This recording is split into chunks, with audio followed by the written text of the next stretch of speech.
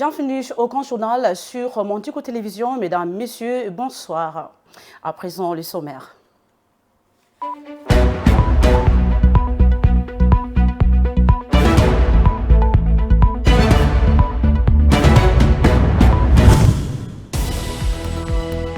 Profitant du séjour de Félix Tshisekedi à Lubumbashi, l'ancien président tanzanien a échangé avec le chef de l'État autour de plusieurs facilitations liées à la restauration de la paix dans la région des Grands Lacs.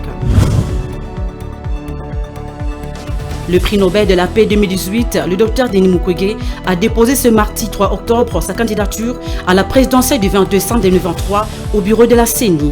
Par cet engagement officiel de la politique active, le réparateur des femmes prend congé de la fondation Pandi. Le président de l'Assemblée provinciale de Kinshasa, Godin Poyi, est poursuivi pour diffamation. Une plainte a été déposée ce lundi 2 octobre au parquet général près la Cour de cassation par le collectif des avocats de l'Hôtel de Ville de Kinshasa, mais aussi une demande pour la levée de ses immunités parlementaires.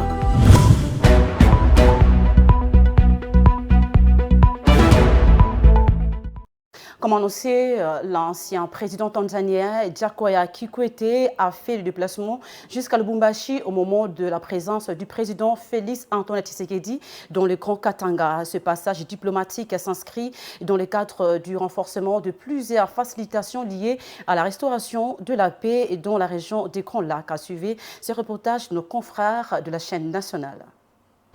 C'est à 15h10, ce lundi 2 octobre, que l'avion transportant l'ancien président de la Tanzanie, Jakaya Kikwete, a atterri sur la piste de l'aéroport international de Lalwano. Accueilli au bas de la passerelle par le vice-gouverneur de province, Jean-Claude Kanfwa Kimimba, ainsi que les hauts représentants du chef de l'État, Serge Chibangu. Jakaya Kikwete n'a pas été bavard sur l'objet de sa mission dans le Haut-Katanga. At the invitation of the President, in my capacity as Chairman of the Panel of Elders, I've come here to listen, talk to the President and hear him out. Je suis venu en tant que le président des experts ou des sages de la SADC et l'écouter. Je suis prêt à l'écouter, je suis venu répondre à son invitation. Notons que les séjours de l'ancien chef de l'État tanzanien à Lubumbashi coïncident avec la visite de travail du président de la République, Félix Antoine Tshisekedi Tshilombo, dans le Haut-Katanga. Parlant processus électoral en RDC, le docteur Denis Mukwege, prix Nobel de la paix et lauréat de plusieurs reconnaissances internationales, a décidé de prendre congé de la fondation Pandi et de ce qu'il a rendu célèbre dans le monde entier. Le réparateur des femmes s'est engagé officiellement dans la politique. Ce matin, 3 octobre 2023, le docteur Denis Mukwege a déposé sa candidature au BRTC de la Commission électorale nationale indépendante sur Boulevard dans la ville de Kinshasa. Je vous prie alors de revivre ses propos d'hier d'octobre à Fatima lors de sa décision. Le docteur Denis Mukwege, lauréat du prix Nobel de la paix 2018 et fondateur de la fondation Panzi, a annoncé son retrait temporaire de la direction et de la gouvernance de l'organisation à but non lucratif. Il a déposé sa candidature à la CENI ce mardi 3 octobre. Cette décision intervenue à la suite de son annonce à l'église catholique de Fatima à la Gombe le lundi 2 octobre de sa candidature à l'élection présidentielle de décembre 2023 faisait suite au don qu'il a reçu d'un chèque qui couvrait les frais de sa candidature. Je déclare que je suis prêt à réaliser ce projet, mais avec vous. J'accepte donc d'être votre candidat à la présidence de la République démocratique du Congo. Le docteur Denis Mukwege, humanitaire et médecin renommé, soutenu par plusieurs organismes à l'échelle nationale et internationale en raison de ses exploits dans la médecine, s'engage dans un domaine qui n'a rien à voir avec le sien. Malgré tout, il reste déterminé d'accomplir un devoir. Pourquoi maintenant? Je pense que c'est puisque notre pays va très mal. Et il va très mal sur plusieurs plans. Je crois qu'aujourd'hui, nous sommes devant une crise qui est une crise existentielle. Cette crise est existentielle puisque notre pays est occupé aujourd'hui par des pays étrangers. Nous avons plus de 100 groupes armés à l'est du pays. Et je crois que dans ces conditions où on ne gère plus l'intégrité territoriale de notre pays, il y a urgence. Il y a urgence puisque nos richesses aujourd'hui sont bradées et nous vivons dans une situation de prédation sans précédent.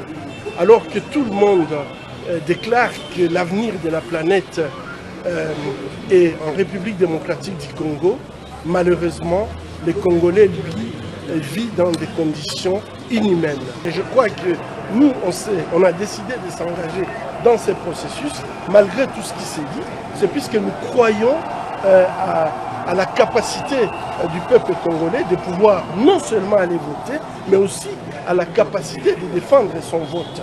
Pour moi, le fait de déposer ma candidature, de prendre la décision, de quitter mon confort, c'est déjà une victoire pour moi. Au-delà de sa candidature, le réparateur des femmes à l'hôpital de la Fondation Panzi s'est dit encouragé par la volonté de certaines femmes congolaises qui sont parties de rien, telles que lui.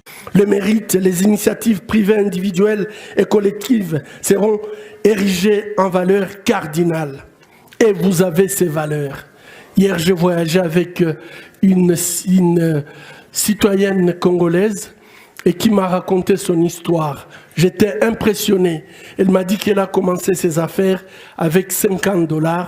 Aujourd'hui, elle est chef d'entreprise. Elle brasse des millions. Elle a des entreprises de fabrication diverses. Et ça, je crois que je le vois avec les femmes congolaises. Je pensais que ce sont des femmes qui viennent seulement des régions de guerre. Mais cette fille, elle est une fille de Kinshasa. À 30 ans, elle brasse des millions sans avoir eu de prêts. Sa candidature à l'élection présidentielle est une décision très risquée au regard du cynisme traditionnel et universel de la politique. À ce jour, l'opposition à la présidentielle face à Félix Tshisekedi compte parmi ceux qui se sont décidés Adolphe Muzito, Matata Pognon, Fang Diongo et à venir Moïse Katumbi, Martin Fayulu et Délice Sanga. Parlons toujours élection à la RDC, c'est à son absence que le dépôt de la candidature de Moïse Katumbi s'est effectué ce mercredi 3 octobre au BRTC de la Commission électorale nationale indépendante sur le boulevard par ses collaborateurs. Il s'agissait pour cette équipe de collaborateurs de Katumbi de remplir les formalités d'usage en vue du dépôt proprement dit par le concerné. Selon le porte-parole d'Ensemble pour la République, Hervé Diakessé, la CENI a demandé quelques pièces originales du dossier de leur candidat, démarche qui compte entreprendre déjà de ce jeudi 4 octobre. Suivez. C'est le dépôt de candidature du président Moïse Katumbi comme futur président de la République démocratique du Congo. Notre équipe d'avance qui travaille étroitement avec la CENI nous a précédé pour amener l'ensemble de son dossier de candidature qui est conformément à la loi, au complet. Il n'empêche que la CENI nous a prié de pouvoir, à côté des pièces certifiées conformes dûment au regard de notre législation, lui apporter aussi les origines. En tout fair play, ça ne nous a posé aucun problème. Nous dépêchons une équipe en toute urgence à Lubumbashi pour ramener les pièces originales. Ce qui fait que demain, ces éléments seront mis à la disposition de la CENI afin que la candidature du président Katumbi puisse être déposée au bureau de réception et de traitement des candidatures. Je vous remercie. Entre-temps, le président de la Commission électorale nationale indépendante CENI, Denis Kadima Kazadi, a procédé le lundi 2 octobre 2023 au lancement de la première série de la cascade de formation des membres des bureaux de vote et de dépouillement ainsi que des membres des centres locaux de compilation des résultats pour le scrutin du 20 décembre 2023. Regardez. Pendant 10 jours, 26 facilitateurs experts de la CENI vont former 197 procéduriers et autant d'informaticiens venus de tous les sièges de la CENI. Cette formation leur permettra de maîtriser les procédures concernant les opérations de vote, le dépouillement et les compilations de scrutins, le remplissage des différentes fiches, l'utilisation du dispositif électronique de vote et la constitution des différentes plis. Denis Kadima les a invités à plus de responsabilités, à éviter toute forme de manipulation avec les acteurs politiques et autres autres parties prenantes au processus électoral. Ces premières cascades de formation va se dérouler en 4 étapes et cela dans tous les démembrements de la CENI disséminés dans les 26 provinces de la RDC. Parlons à présent du dysfonctionnement au sein du gouvernement Sama Lukonde. Les dossiers et les missions dévolues à chaque ministère du gouvernement sont généralement bien définis selon les attributions des uns aux autres. Seulement, lorsque la territoriale est impliquée dans un dysfonctionnement, c'est toute l'administration qui est en danger. C'est le cas déplorable qu'a relevé l'honorable député national Alphonse Ngoï Kassanji, qui a épinglé la confusion qui règne entre la vice-primature de l'Intérieur et le ministère de la décentralisation en termes de nominations. Suivez un extrait en plénière de l'honorable à ce sujet. Honorable Président, il y a un problème très sérieux qui se passe au moment où nous parlons ici, au sein du gouvernement. Il faut qu'on en parle avec votre autorisation. Le vice-premier ministre, le ministre de l'Intérieur, a nommé les chefs de secteur. Les chefs de secteur, hier, le ministre de la décentralisation a sorti aussi un arrêté nommant les chefs de secteur. Et la nuit, ici, le vice-premier ministre, ministre de l'Intérieur, envoie un message au gouverneur de province de ne pas installer les chefs de secteur nommés par le ministre de la décentralisation. Est-ce qu'il y a une coordination au sein du gouvernement? Honorable Président, plus grave encore, on a nommé les chefs de secteur dans les chefferies. Je vous en cite, dans la province du Haut-Lomami, dans la chefferie de Kapami, on a nommé les chefs de secteur dans la chefferie. Dans la chefferie de Upungu, toujours dans la même province, on a nommé un chef de secteur dans cette chefferie-là, où il y a un chef de la chefferie. Honorable Président, je demande donc demander à son Excellence, Monsieur le Premier ministre, d'annuler ces choses, ces désordres.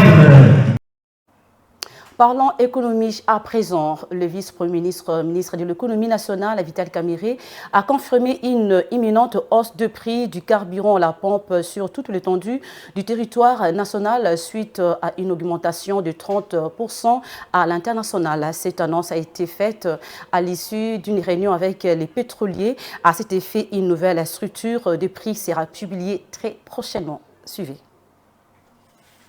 Le vice-premier ministre de l'économie nationale, Vital Kamerhe, a confirmé la hausse imminente du prix de carburant à la pompe à travers toute l'étendue de la RDC. Il s'agit d'une légère augmentation pour soulager la profession pétrolière et la population. C'était à l'issue d'une réunion avec les pétroliers. À cet effet, une nouvelle structure de prix de produits pétroliers sera publiée incessamment. Le vice-premier ministre, ministre de l'économie nationale, a aussi rappelé que le pétrole n'est pas produit en République démocratique du Congo, d'où son prix a subi une augmentation de 30% à l'international. Toutefois, Vital Kamerhe a rassuré que le gouvernement payera le manque à gagner. La partie ouest de la RDC, avec notamment la ville de Kinshasa et la province du Congo central, a déjà une nouvelle structuration de prix du carburant depuis le mois de juin 2023. Un arrêté a été signé dans ce sens afin de préserver l'équilibre du système d'approvisionnement en produits pétroliers et de renforcer la gestion de la subvention pétrolière en maîtrisant la dépense fiscale et le coût budgétaire. Malheureusement, cette augmentation du prix des carburants à la pompe sera un autre coup dur pour la population congolaise qui déjà peine avec l'instabilité du prix de la course selon le temps et les humeurs de conducteurs sous l'œil impuissant de services de l'État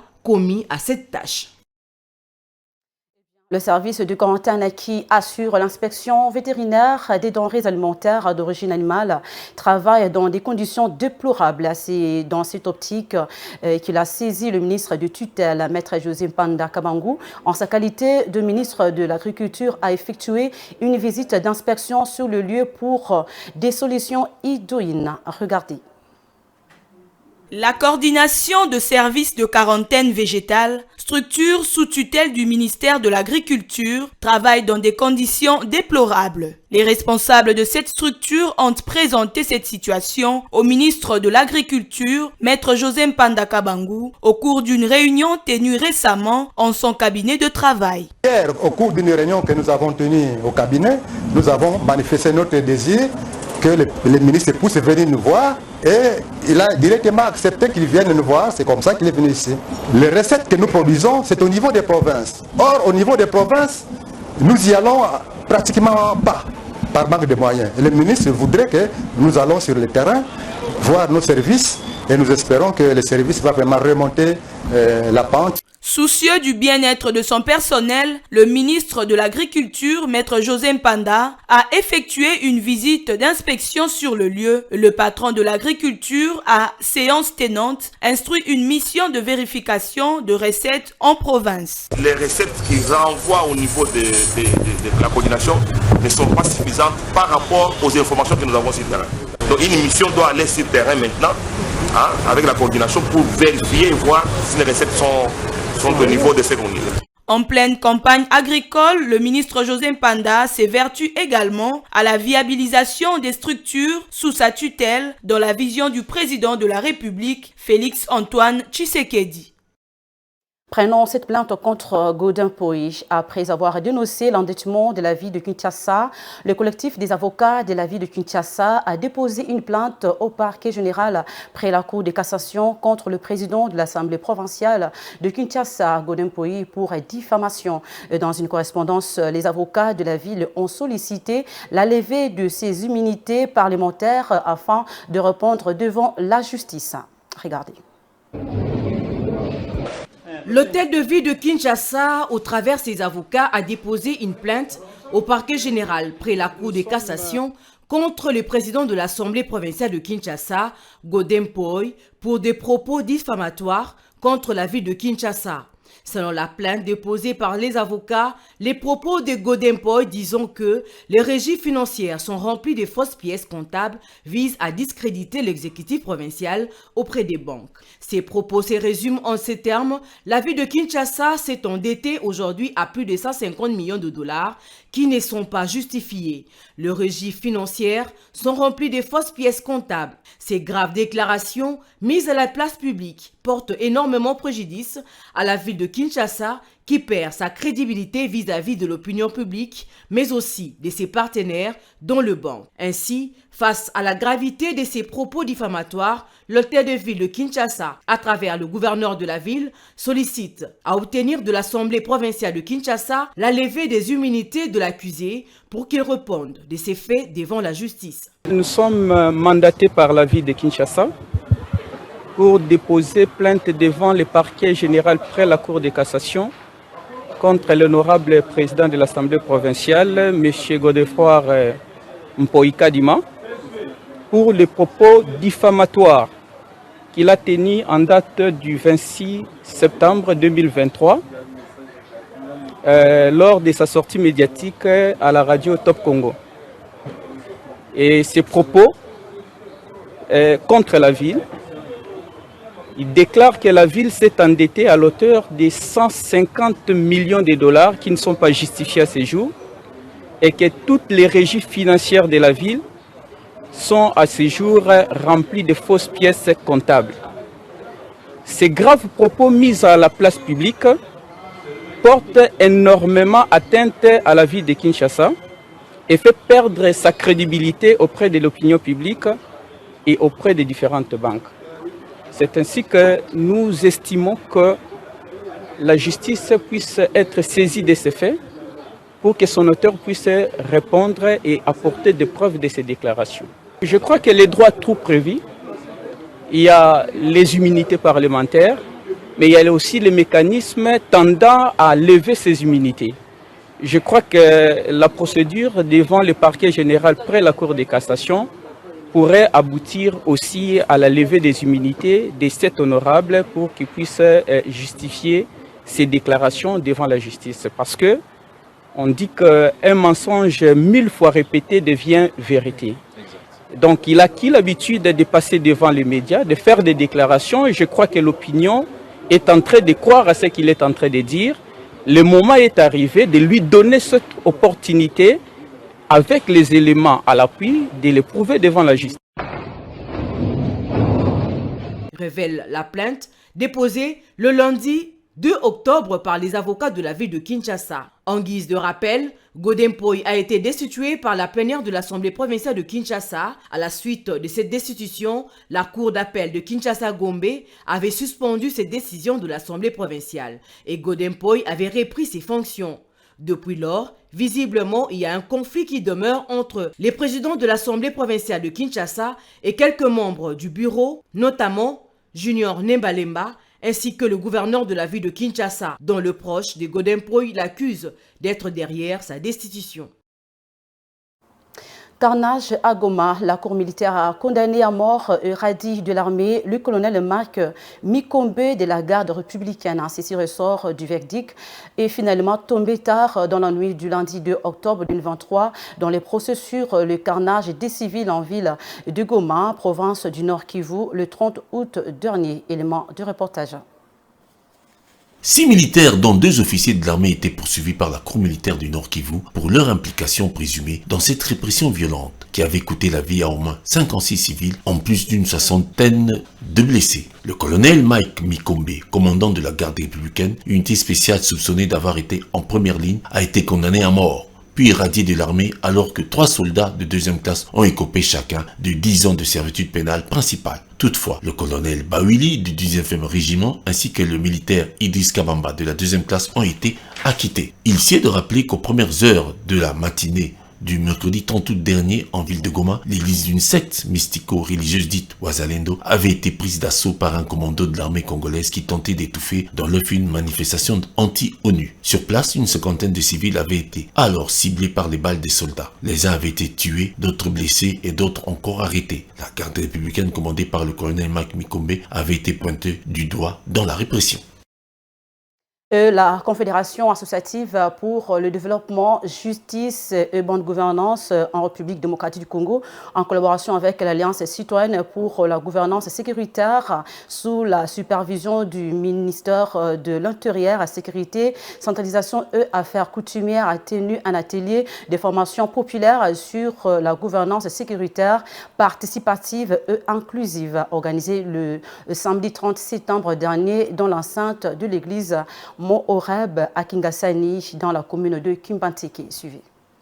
Un atelier de formation sur la gouvernance sécuritaire, participative et inclusive pour le renforcement des capacités citoyennes congolais, organisé par la Confédération associative pour le développement, justice et bonne gouvernance en RDC, en collaboration avec l'Alliance citoyenne pour la gouvernance sécuritaire, ainsi que le ministère sectoriel en la matière, a eu lieu le samedi 30 septembre 2023 dans la centre de l'église Mo-Oreb à Kingasani-Asuka, dans la commune de Kimbanseke. Au cours de cet atelier de formation, il était question pour la Confédération associative pour le développement, justice et bonne gouvernance en RDC d'impliquer le leader d'opinion, éducateur des masses dans la gouvernance sécuritaire et les pousser à retransmettre la matière à la base afin que cette dernière soit éveillée à tous les niveaux. Le révérend pasteur Patrick Luyoyo, coordonnateur national de la Confédération associative pour le développement, justice et bonne gouvernance, s'explique. Nous avons préféré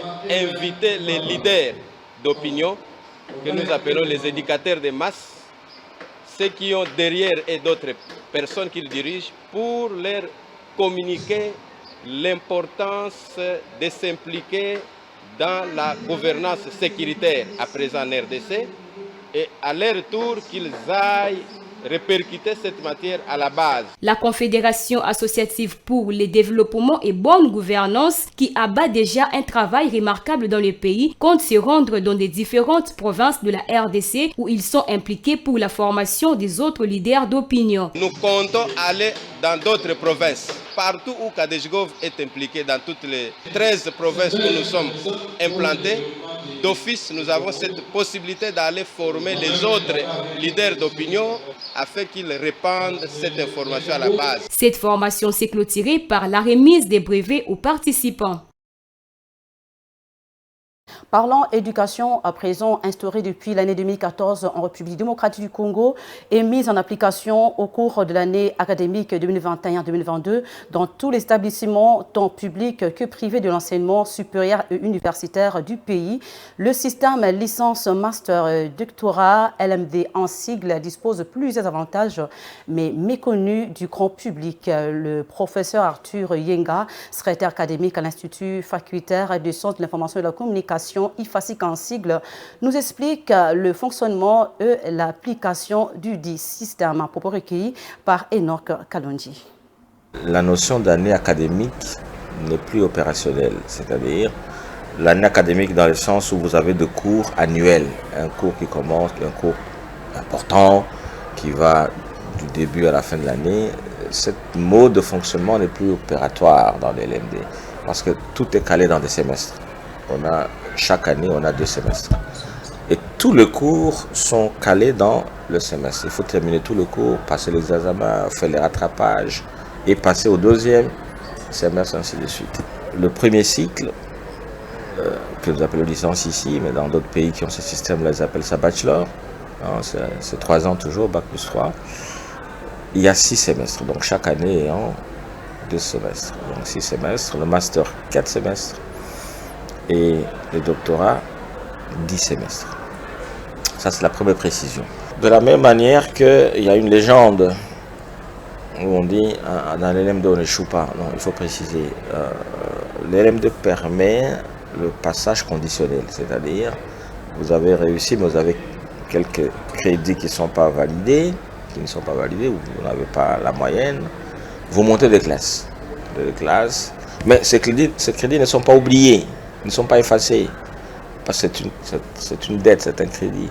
Vous devez le refaire l'année qui suit. Dans tout le cas, vous n'aurez pas votre diplôme si vous n'avez pas validé ces crédits-là. C'est les étudiants qui doivent participer à la construction de leur savoir, au développement de leurs compétences.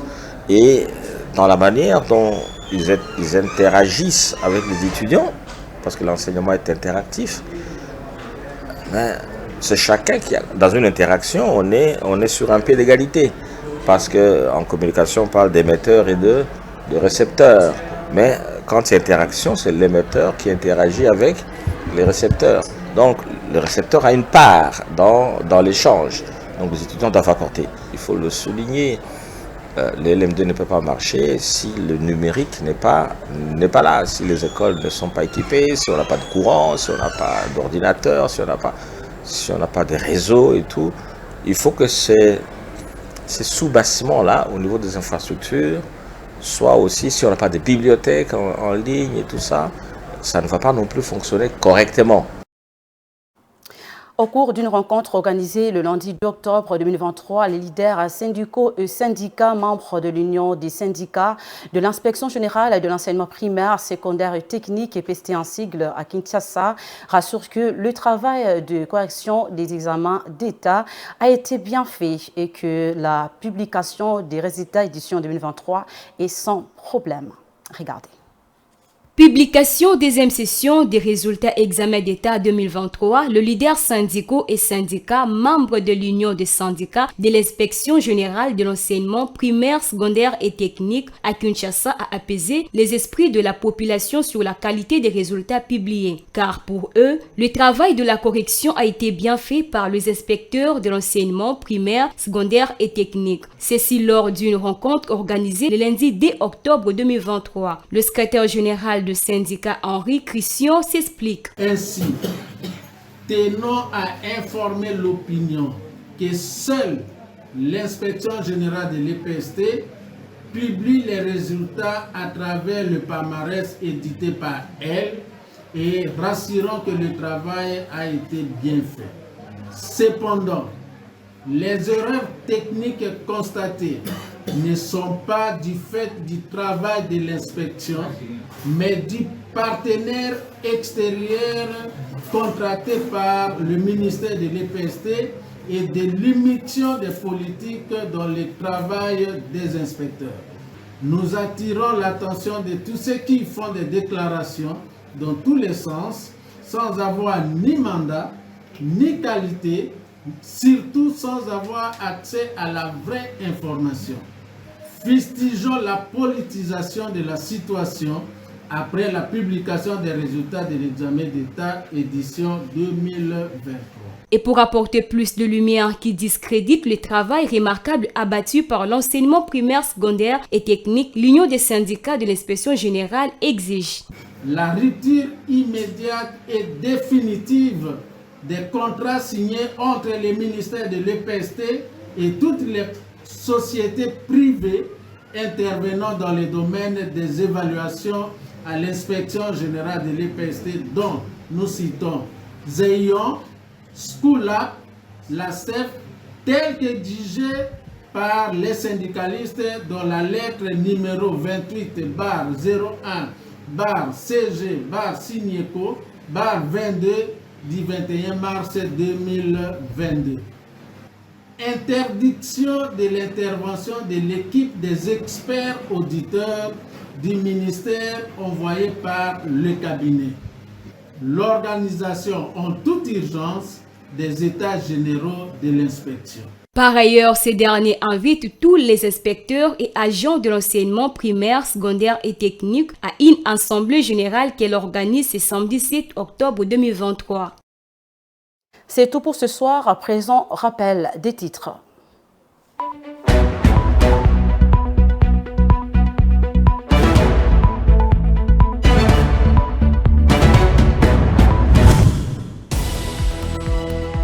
Profitant du séjour de Félix Tshisekedi à Lubumbashi, l'ancien président tanzanien a échangé avec le chef de l'État autour de plusieurs facilitations liées à la restauration de la paix et dans la région des Grands Lacs. Le prix Nobel de la paix 2018, le docteur Denis Mukwege, a déposé ce mardi 3 octobre sa candidature à la présidentielle du 20 décembre 2023 au bureau de la CENI. Par cet engagement officiel de la politique active, le réparateur des femmes prend congé de la fondation Pandi. Le président de l'Assemblée provinciale de Kinshasa, Godin Poyi, est poursuivi pour diffamation. Une plainte a été déposée ce lundi 2 octobre au parquet général près la Cour de cassation par le collectif des avocats de l'hôtel de ville de Kinshasa, mais aussi une demande pour la levée de ses immunités parlementaires.